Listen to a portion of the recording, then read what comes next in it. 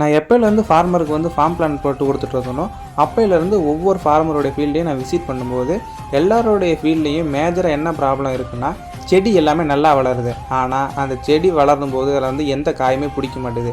அதுக்கு என்ன காரணம் அப்படின்னு பார்க்கும்பொழுது நிலத்தில் ஃபுல்லாகவே ரசாயன உரங்களை பயன்படுத்துறதுனால இந்த பிரச்சனைகள்லாம் ஏற்பட்டுருக்கு. இதனாலவே அந்த நிலத்தில் வளரக்கூடிய செடிகளில் எந்த காயுமே பிடிக்க மாட்டேன்றது. அப்படியே பிடித்தாலுமே அந்த காய்கள் எதுவுமே நல்லா வளர மாட்டேனுது.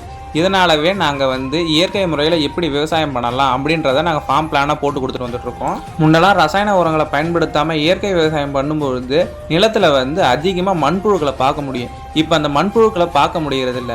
இப்போ மறுபடியும் நம்ம அதை திரும்ப கொண்டு வரணும்னா ஒரு தனி ஒருவனால முடியாது. அதுக்கு உங்களுடைய சப்போர்ட் தேவை. மறுபடியும் நிலத்தில் வந்து நுண்ணுயிர்களை அதிகப்படுத்த இயற்கை விவசாயம் பண்ணுவோம். அதுக்கு வந்து எனக்கு சப்போர்ட் பண்ணுற விதமாக நீங்கள் க்ரீன் கலர் ஹார்ட்டை வந்து கமெண்ட் பண்ணுங்கள்.